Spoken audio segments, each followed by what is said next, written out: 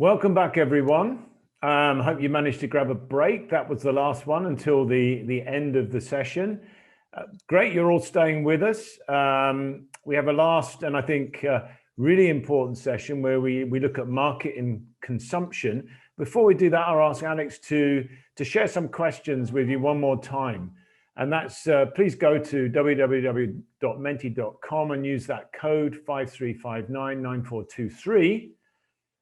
And suggest one word that explains the major barrier to young people not eating seafood in the EU, please. Really interested in your views on this.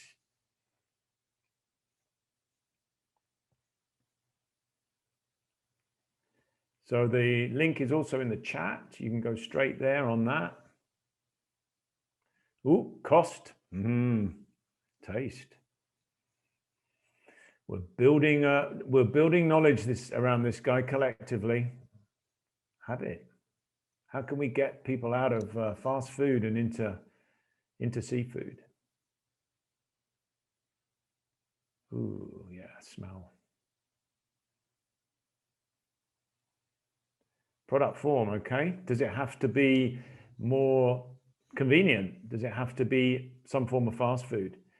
How can we do away with ignorance in terms of the value of seafood, how it can be a really good thing for people to eat both environmentally and nutritionally?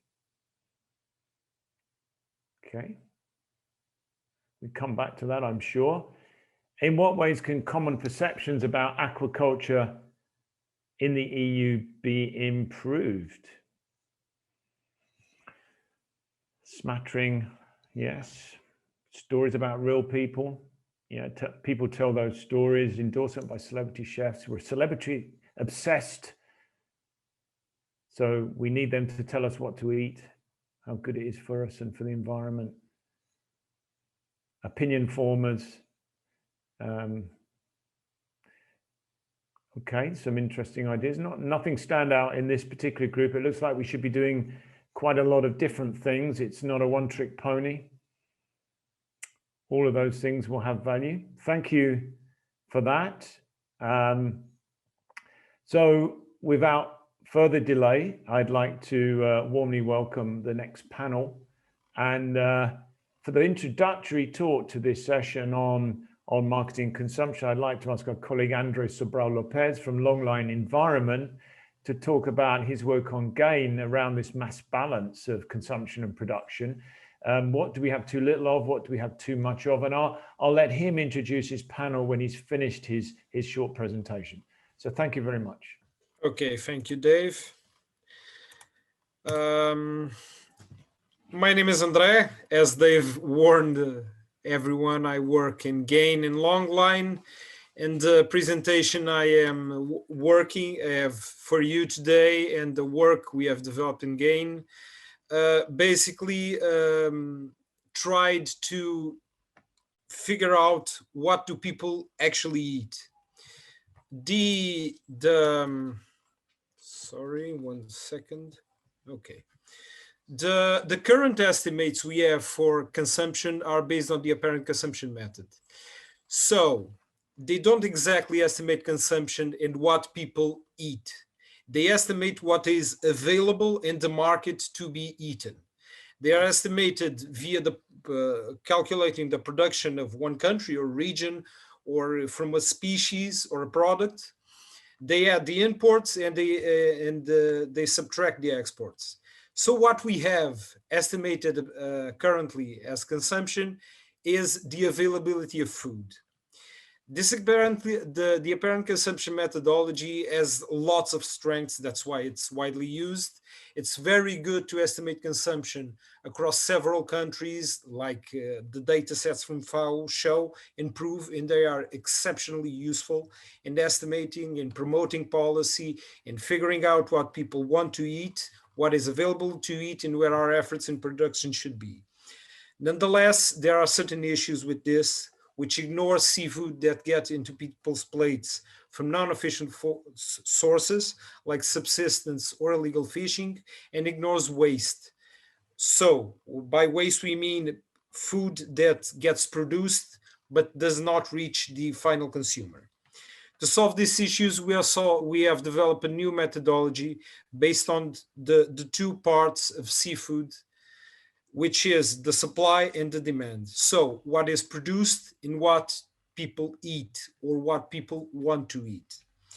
This way, the methodology we developed estimates all of the seafood available to consumers, which includes production from fisheries and aquaculture, imports, and the illegal, unreported, and unregulated seafood, which includes the subsistence. To this, we extracted the exports. This methodology can be applied to a country, to specific species, to specific products. So it can be used to estimate what is available on a region or a country. And then the demand side was estimated based on consumption estimates collected at the far end of the supply chain. So on retailers and on consumers, based on inquiries, on retailer data, and other types of data. This allowed us to determine how much food is available and how much seafood is consumed on each country and for each species.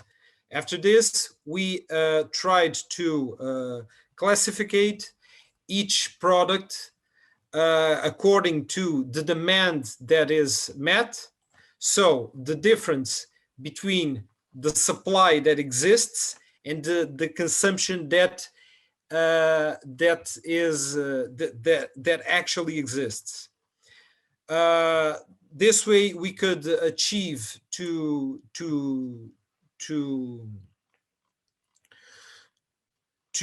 sides of the question. So we figured out how much seafood do people actually eat, and how much of each species, and this allowed us to identify trends and discrepancies on the demand and supply of each specific seafood products.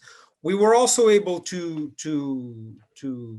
figure out the products on the EU scale, which have higher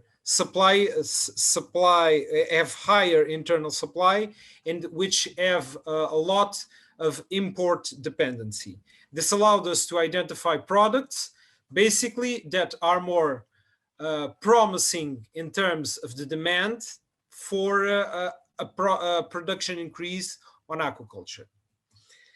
According to the data we were able to collect, we classified the main seafood farmed seafood species in Europe: salmon, sea bass, sea bream, trout, and carp, as well as shellfish, which is mostly clams and mussels. In this way, we figured out that there is indeed a discrepancy between what is produced seafood and what is the demand. And the demand is quite high, quite higher than supply, mainly in species such as salmon or trout.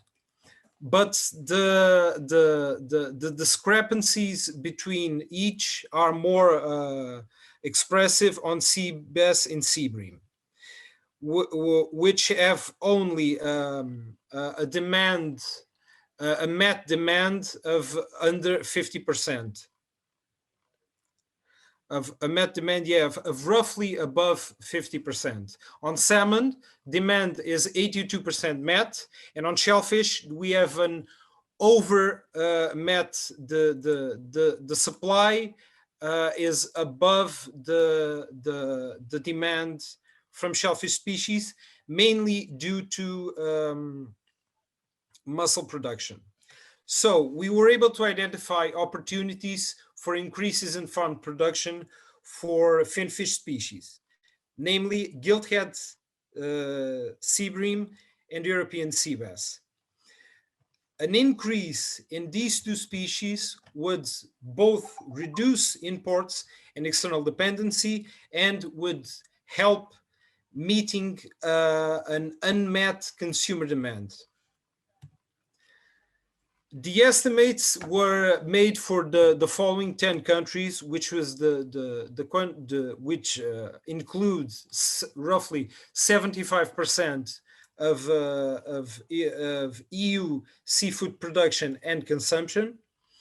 And we were able to estimate roughly an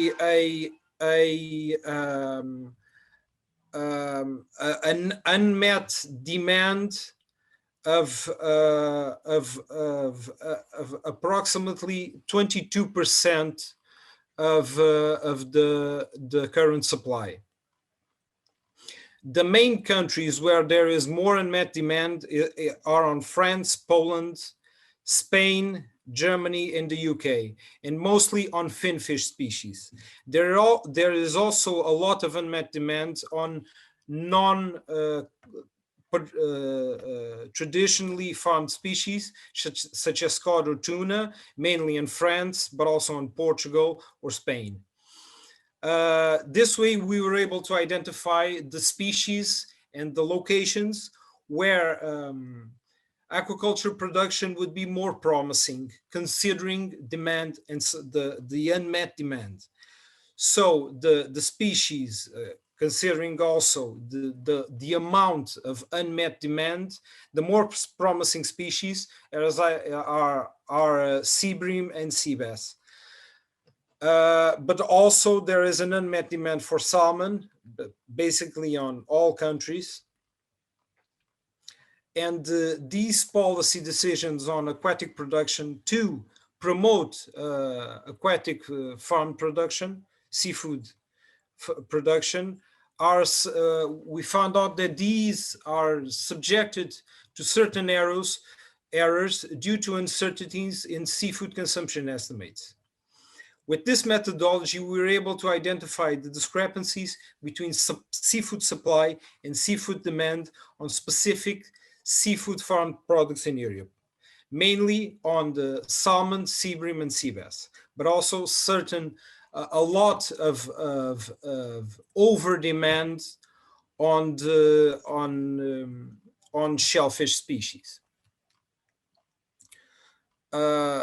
These are important findings in order so that good policy promotions that promote aquaculture production should be focused on the species that have more unmet demand. So we need good data from the two sides of the equation, on the supply side and on the demand side. So we need to know what people from across several generations, as everyone has pointed out, and we saw on the Mentimeter, but also on which species do consumers want to eat. And currently, it's very difficult to find that data, but that data is very important so that we can promote aquaculture production on the species that consumers do want to eat. This is what I wanted to show you. And now I would like to introduce our panel with Annelie Roost from the Technology Transfer Centrum in Bremerhaven, Geisha Krause from the Alfred Wegener Institute, which is my colleague in Gain, and Rihanna Rees from Mara Seaweed.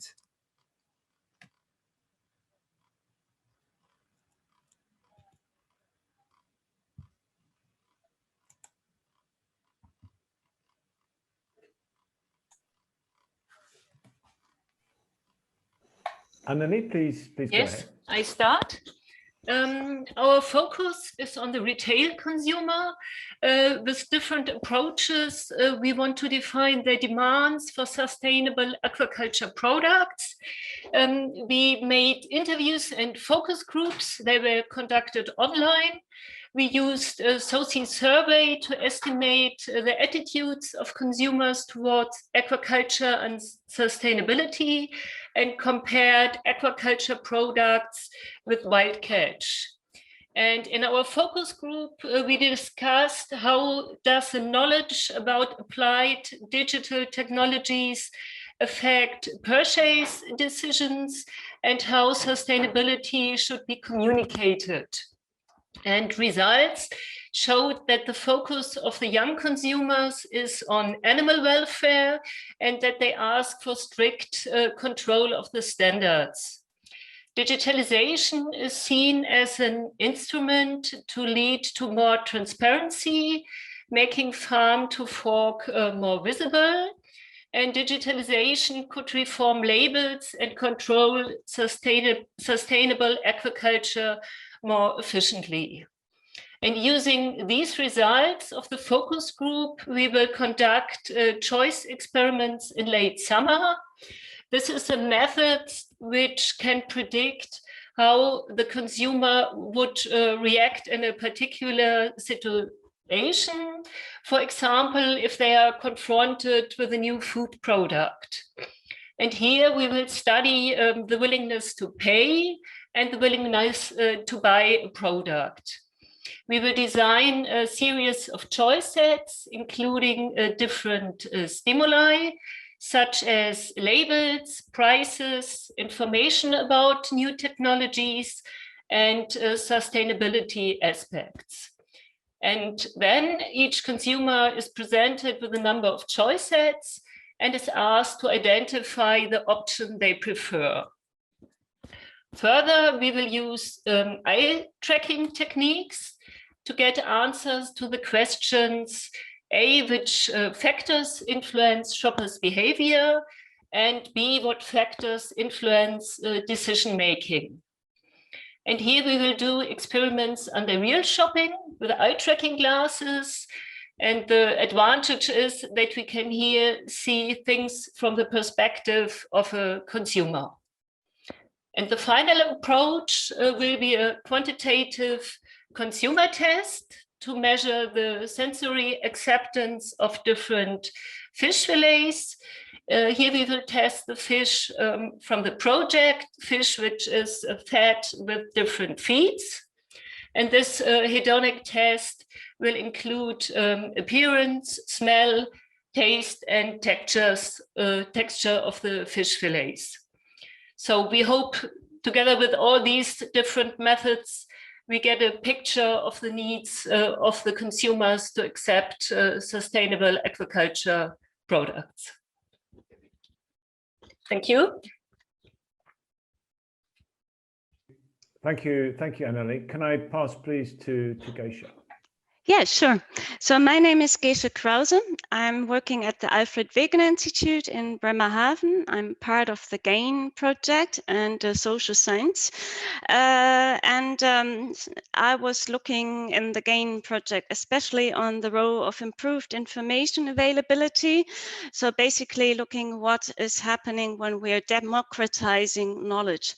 And the central dilemma when you do that or you look into that, and relate that to consumers and their behavior patterns of shopping preferences is that motivations and processes occur at very different scales and governance levels. And so it was a bit of a challenge to do that. So Annelie already gave a quite nice example of one way. We did it a bit differently, that we did a large scale surveys and questionnaires and posters, which we had in supermarkets, but also at knowledge transfer events. And we had semi-structured interviews. We had a large student project where young students, so age 17, were surveying their peers. So we had over 500 students across Europe participating in these results, in these surveys.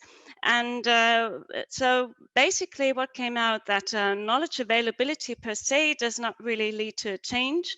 And I think everybody can relate to that in sense of climate change. We know quite a lot, but we do not reluctantly change our behavior.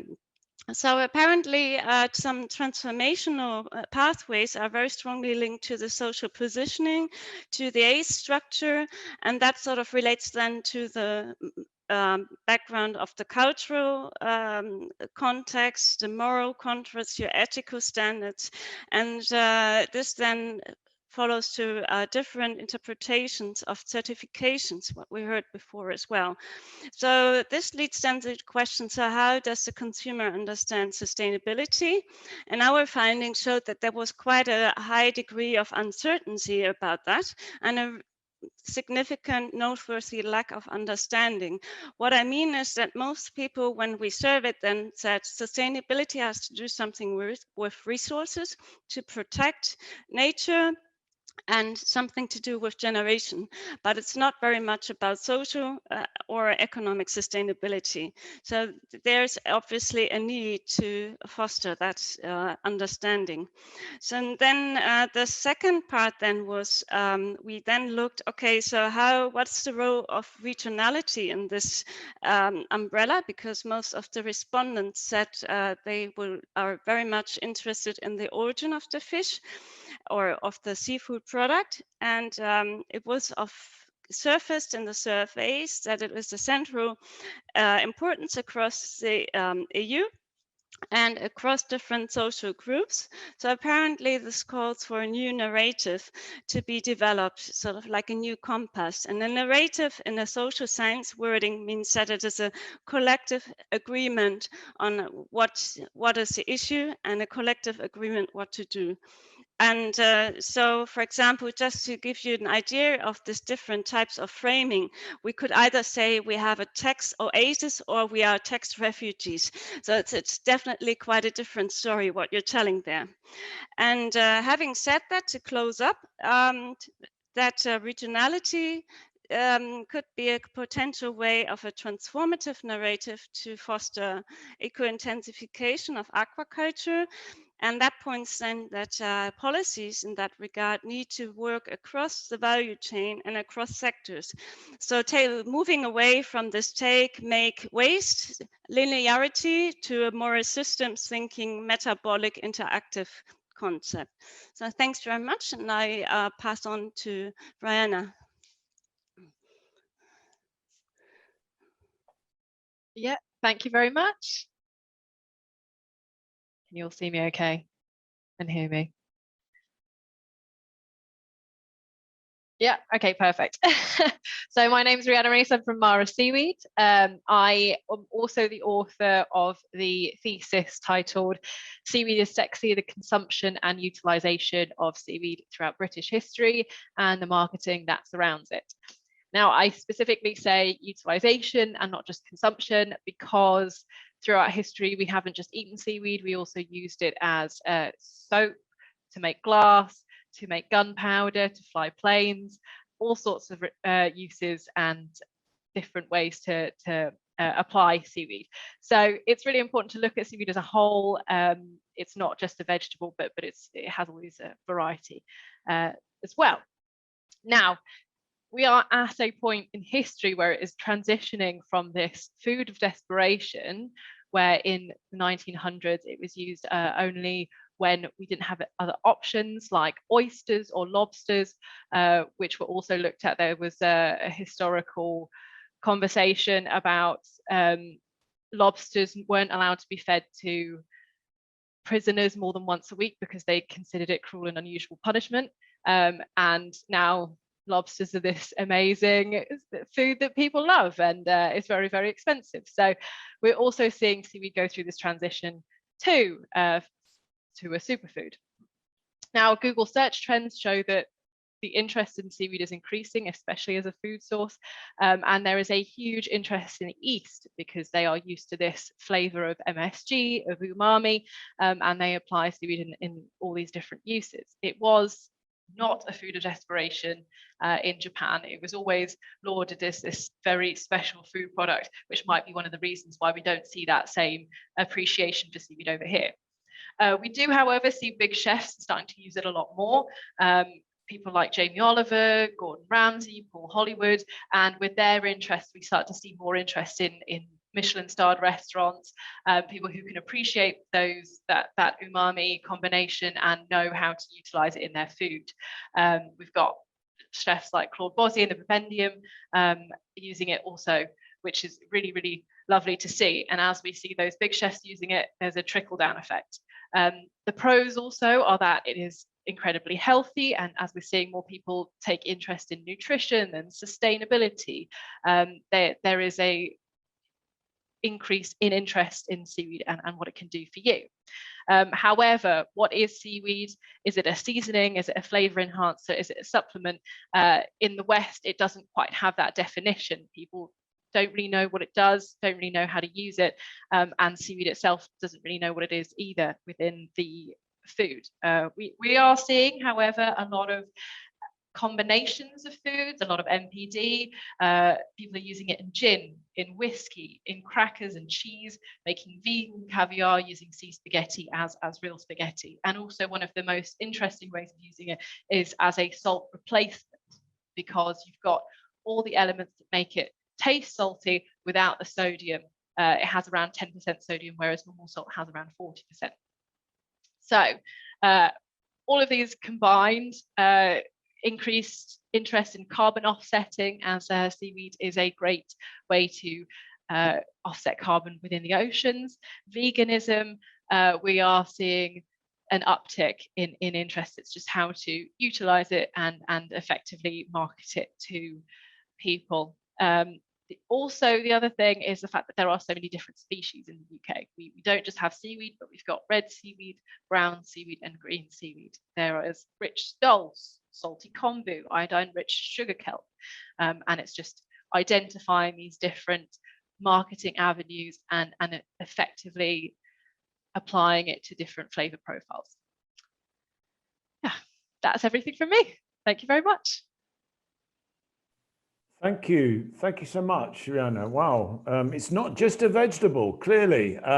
Many different aspects of that, and a good overview, I think, of where we're at and where we're going.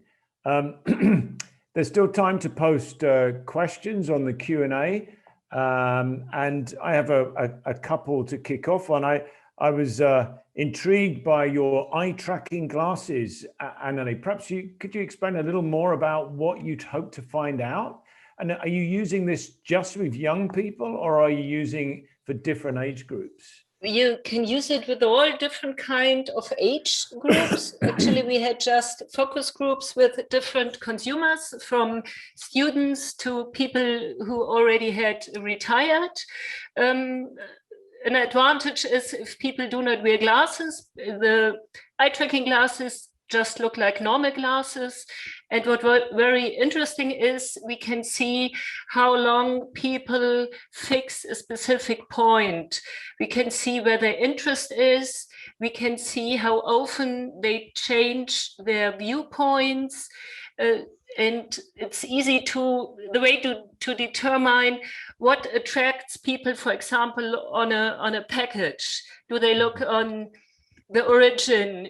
Do they look on pictures, on the heading? What kind of labels do they notice? Do they look at labels at all, or at little things which are written? Or do people just ignore some information the industry gives them? Do you have any insights, any hot results you want to share, or what is it that's attracting people to certain products? What we could see is that really pictures are on the focus and clear messages. So if we have a detailed information, for example, that what the package is made of, or any detailed information where people have to read several lines, that is mostly ignored. So if we need information on the package, it should be clear, it should be preferable on the front page and easy to read. Yes. What about certifiers, logos and things like that? Are any of those particularly attractive or important? We don't have any results so far on that. Okay. More on the information written and on the pictures. Okay, we have a sort of follow-up question that actually grew out of the sustainable feeds work, but I think it's very very tangential, very important. The idea the extent to which we value consumers' feelings with regard to different types of ingredients that might be used to produce farm fish. So, you know, how they feel about insects, how they feel about products derived from livestock processing. Should we be taking those on board, or should we just be science-based, was the question. Who'd like to have a pop at that? Is that something, Rihanna, you seem to have a good feel for what consumers want? I mean, I know you're in the world of seaweeds, but what is it that's really the come eat me type message that you're trying to develop for your seaweed business, and you see perhaps informing across the seafood sector? Yeah, and what I think is really interesting as well is that people are more interested in what's going into their food, and what effect it has from the start point to the end point. What are you using to transport your materials? What are you using to feed? Are you affecting the environment in any way with your farming, with your with everything that you're doing? So, that is a bigger question, and I do think that it's really important because customers care about that, and we care about customers ultimately. So it's also interesting because, for example, seaweed, just like any vegetable that you take from the ground, like lettuce or whatever, you're going to always find little animals in there. You're always going to find insects, and just like that in seaweed, you're always going to find crustaceans and mollusks. So you are affecting the whole food chain in some way.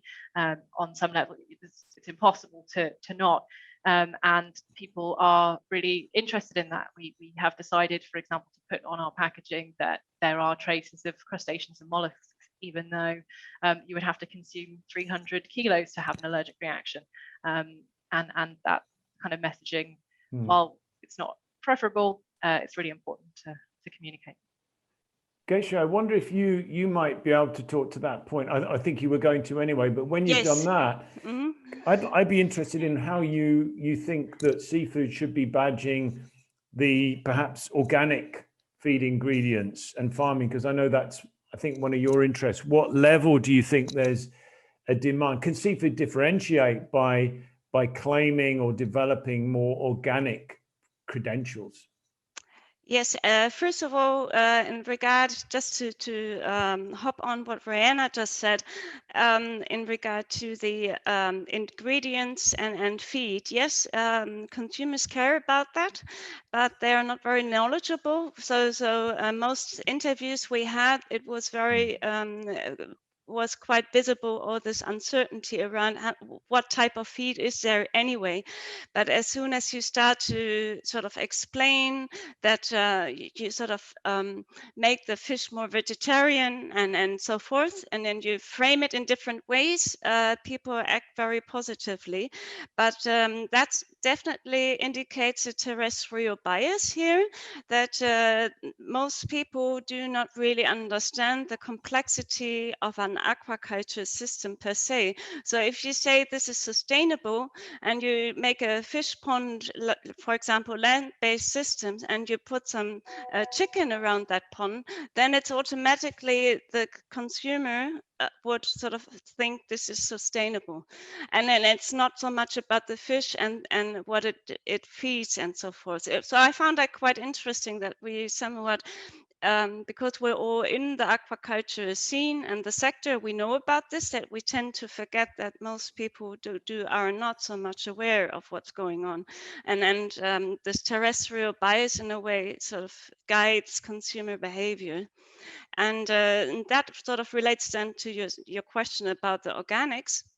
It's the same story here, that organics is very often associated with small, nice, family-run systems, and it's very hard then if you would have an industrialized aquaculture and to say this is an organic aquaculture from the definition. It's very hard for the consumer to follow that road.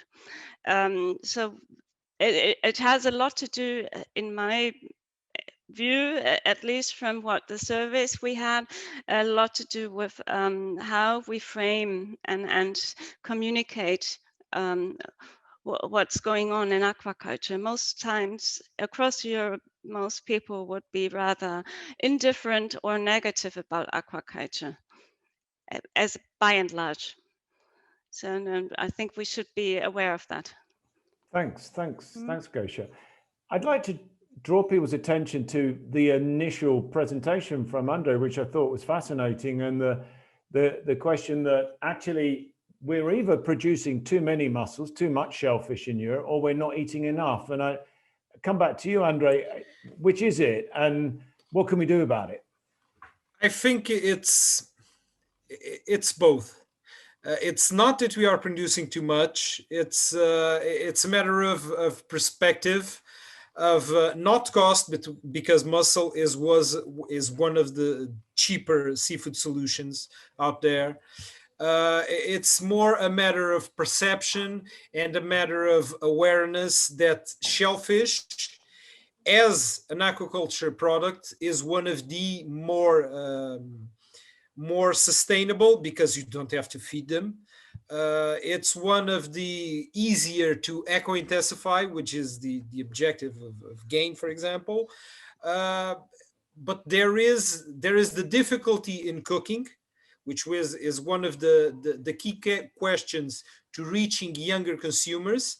There is the lack of knowledge, and there is also the cultural side. In terms of consumer demand and what consumers eat, there is a huge amount of there's a big chunk of it which is cultural and regional. How people eat salmon in Norway is different to or for example, sea bass in Germany is very different of how people eat sea bass in Spain or in Portugal or in France. You have to package it differently. You have to market differently. People actually are used to buying it in different locations, and there is also that trust-based. And it's not a question of aquaculture or fish. It's a question of getting through the perception barrier, getting out there. It's a lot of getting the word out there of it's not a matter of being aquaculture. These species or these fish or produced this way is more sustainable. It's the animals in itself and the way that we consume them is the best way to get to the more sustainable side. And all of the interest on the entire supply chain is also a very good question. People do want to know all of the entire value chain of the seafood that they eat and every food that we eat, but it needs to be translated and explained properly, correctly, and as most broadly accessible to everyone as possible. And that is a huge challenge. And if and when we can cross that barrier, the gap between what people want to eat and what is available to eat will diminish a lot. Because as people are more aware of the benefits and prejudices and good side and the bad side of eating certain species, people will try and consume more seaweeds and insects and shellfish and everything. And it's a matter of crossing that barrier, that perception barrier, those celebrity chefs, those influencers. A small thing like Seaspiracy completely created an upheaval.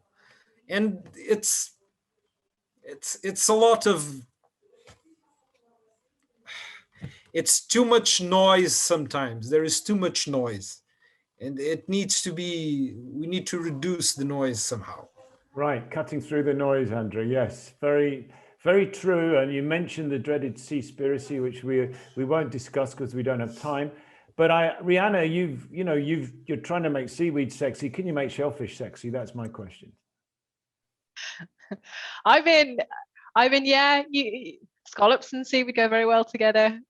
I mean, it's I think people are more inclined to eat shellfish than fish after that, and what I'm seeing from talking to people, but that's just my own interpretation of what I'm hearing on the ground. You know, they do perceive shellfish as being less damaging than fish, and that's just what it comes down to with these discussions. But yeah, I think it's interesting. Okay, well, thank you for that. Thank you to all of the panel for your thoughts. And we're now going to move into a last Mentimeter polling exercise for you to do, just to make sure you haven't fallen asleep completely. Of course you haven't. It's up on the chat. You can click on that and go straight through, or you can type the code in. And the question is, do you think current policy encourages sustainable aquaculture production? We'd be interested in your considered view on that, having sat through all of what we've been talking about all morning. That would be interesting for us to know. So yes, no, running fairly even, don't knows are there. It's complicated. Can we cut through the noise and get to the essence of this, as Andre suggested? So I think we've got some place to go with the policy maybe. Do aquaculture policy aims reflect what consumers want and care about? Oh, some work to be done there, guys. Are we getting our message through? Can we communicate better? Can we communicate to the people who eat least seafood and need to eat more? Not all consumers are the same. The continent is a mishmash of cultures. We have participants from Latin America, hi Wagner, and people from Asia sitting in on this this particular session. What a lot of variation we see in Europe. Do you think current policy encourages nutrition sensitive?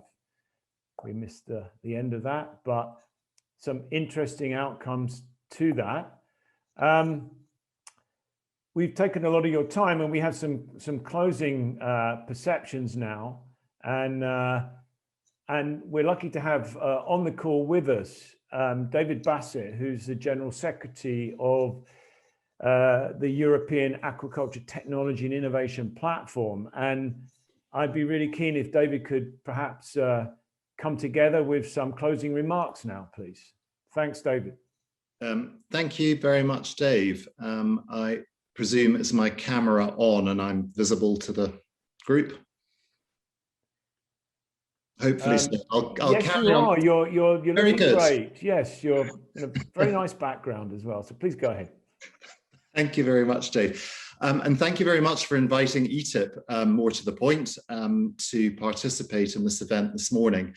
ETIP, the European Aquaculture Technology and Innovation Platform, we're not a direct project partner of one of the three projects presented this morning, but many of our members are, and our members are represented within the project consortia that have been presented this morning. So before I offer some remarks, if we can give, as our organization, any help to disseminate and communicate the activities that you've been working on, then please get in touch. Having been a project coordinator myself, I would say to the three project coordinators that spoke, I'm very well aware of the need to demonstrate to the Commission and project officers impact and reach, and the fact that you've got key messages across. So if we can help, the purpose of ETIP is to address that research, society, industry connect and connection.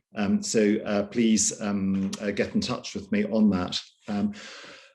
Where do we begin? We've had a very broad and diverse conversation this morning, and each area we could have gone into in much more detail.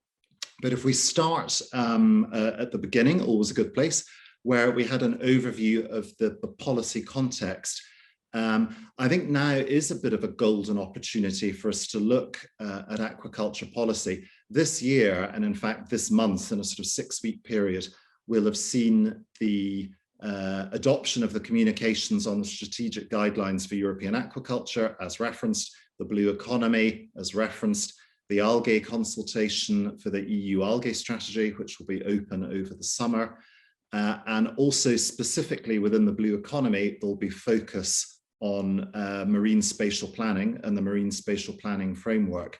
And that's not just going to be for this summer. The strategic guidelines, for example, are a sustainable industry from 21 until 2030. So this is the context we're all going to be operating in for some time. I would add on to that imminently, it's of course running slightly late, but imminently we're supposed to have the adoption of Horizon Europe.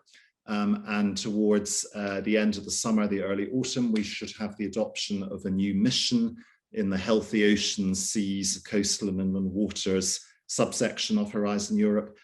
Mission Starfish, I think, is the working title of it, where we're looking at the Horizon Europe research and development support for those policy objectives.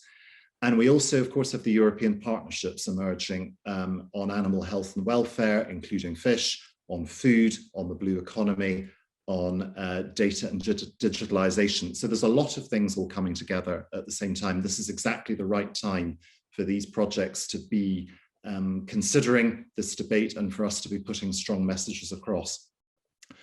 Looking at the strategic guidelines, they have a much higher level of visibility and support in a policy context than some previous bits of work have. They've been considered, obviously, by the Commission, but by the Committee of the Regions, by the European Economic and Social Committee, by the European Parliament, and whilst not currently being addressed by the European Council, as that's not within the gift, it's for the member states to decide what's discussed there, the Commission is lobbying to have those guidelines and aquaculture more broadly addressed by Council. So we see coming through a higher level of political support than we've had before. We've had the chair of the PECH committee at the Parliament referencing it. We've had the commissioner addressing it and senior commission staff. And their basic message, their soundbite is no green without blue. You have to put blue into the green. A less successful one was blue without green is just sort of yellow, which I think was perhaps a less successful message to come across, but we'll go with no green without blue. And the real drivers, this has been acknowledged for that during the talks this morning, of course, is Green Deal and Farm to Fork. And then in addition to that, circular economy, biodiversity, climate change strategies. Within the Green Deal and Farm to Fork, there's a strong lobby for integrated multi-trophic aquaculture, for low trophic and for organic aquaculture as well. A further driver I think would be interesting to consider is competitiveness within Europe. We were talking there about the market for aquatic food products in Europe. Figures vary, statistics always do, but it's what, 2 to 7% of consumption within Europe is European aquaculture product. The rest is alternative aquatic product or imported product. And I certainly know from within the industry, there are questions about the reality of the market, looking at the emphasis that perhaps is being neglected on the higher value fish, the salmon, the trout, the bass, the bream. That's more of a finfish producer's point of view, but it's a view that's talked about. Within the Green Deal and Farm to Fork, there are questions flagged by aquaculture producers relating to the absence of economic impact assessment on some of the suggestions and targets that have been set, and on favouring one production system over the other. But regardless of that, the high-level political support is there. We saw the European Commission ran an event a couple of weeks ago where many of us were asked to speak, entitled Blue Farming and the Green Deal. And some key messages came out of those. They were flagged this morning as well. Access to space, access to licenses and how that can be improved and how data and metrics can assist with that. And the appropriateness and burden of administration and regulation, key themes. And I think Damien picked up on that when he was talking about the role of wider marine spatial planning and how that will be key in some of the activities for us going forward. A third theme that was mentioning that emerged very strongly from that event was social license as being key. Dave, I know this is you and I have talked about this before in ETIP strategic priorities. Social license is key if things are going to grow. And I think all of the projects this morning have shown that this is a great opportunity to contribute to that debate about ocean literacy, aquatic food literacy, and the social license of aquaculture. it's still a situation, I think, where knowledge of aquaculture is limited on the part of society and the consumer. Those that do know about it, there tend to be questions about, well, isn't it a bit bad for the environment and fish? I wasn't going to mention that particular documentary, but it crept in just at the end there. That is present. And the issue of feed being a hurdle within aquaculture production, that issue is still live. And I think what's key is that IMTA and shellfish and algae, the low trophic species, immediately broadens that debate and shows there are far more things to consider than some of the more repetitive arguments concerning aquaculture. It brings in the issues of circularity. We can look at perhaps alternative proteins that come from algae. I've just been invited to be on a project board, actually, for a project looking at the contribution of algae in animal feeds. So it's aquaculture in feed as well as for food. So all in all, a much more nuanced and interesting discussion. And there are clear and simple messages that can come out of that. I really like the comment that Peter Lanyil, sorry if I've mispronounced your name, from the Hungarian ministry, when he said we need clear and simple messages. Ministries and so forth are understaffed and resources are tight. I remember the head of an aquaculture policy unit saying to me, well, what do I know about fish? Which, given the EU member state that person was representing, was a slightly depressing comment. But there is a need for clear and simple messages. So to wrap up, what may some of those be? Well, I'll use the high level one. There's no green without blue. We need to reference how we fit into that message and give simple and clear messages. It's a good catchphrase, that one, green without blue. So even if you don't quite know what it means, it's easy for us to influence that. To give the message of the diversification and the benefits that IMTA, shellfish and algae can bring, and that aquaculture is more than what you think you know it is. It brings in aspects of carbon capture, it brings in aspects of habitat restoration, it brings in ecosystem benefits for food and for feed. It's been a clear theme emerging from the talks, moving away from that precision farming is essential, looking at it from a feed perspective, looking at it from optimization of data and digitalization. At ETIP, we've worked with EMODNet and Copernicus, looking at that from a zoning and planning perspective. But at a forum we ran on digitalization, there's a lot going on in that area. But obviously, as was referenced again, it's not just about data, it's then what we do with it and how we use that and capitalize on it. I think we do have to look just at that market discussion at the end. We have to look at that the connection between the demand for product and the level that's imported. And I think we have to look at the realities of consumption from European citizens. And we have to take, I think, a food systems approach to dealing with that and the role of aquatic food within a food systems approach. Some questions about regionalization. Within Horizon Europe, there's going to be a regional theme. So when we're talking about site-specific versus regional application of IMTA, that's an interesting discussion to have. And there'll be more of a regional approach taken, Black Sea, Baltic Sea, Adriatic, break up of the Mediterranean, river basin catchments for Danube and Rhine. There's going to be more of a regional approach taken, an interesting one to think about. And finally, that whole conversation we had in shellfish, looking at that area of demand, and there's a demand to expand production, but then where's that disconnect? And perhaps to consider the SME nature of shellfish production, the routes to market, how the product can be presented. And just at the end, Andrew was talking there, those disconnects between coastal and Western Europe, between Central and Eastern, perception and awareness and those issues. So a lot of things covered. Let's try and distill that into the clear and simple messages that we need to get across. Thanks so much, David. That was really nicely pulled. So many elements of this morning's work together. We're just going to finish very, very briefly now. We're just going to share what you said about current policy encouraging sustainable aquaculture production before and after. some changes, particularly with regard to do aquaculture policy aims reflect what consumers want and care about. Perhaps more people were thinking no on that after what we heard in the workshop, which is interesting. You're going to find this whole thing put up on YouTube, broken into short, accessible videos in the coming weeks and days. So look out for that. It's been a great pleasure being with you this morning. We are now going to close dead on time. Enjoy the rest of your day, and thanks for joining us. Bye-bye.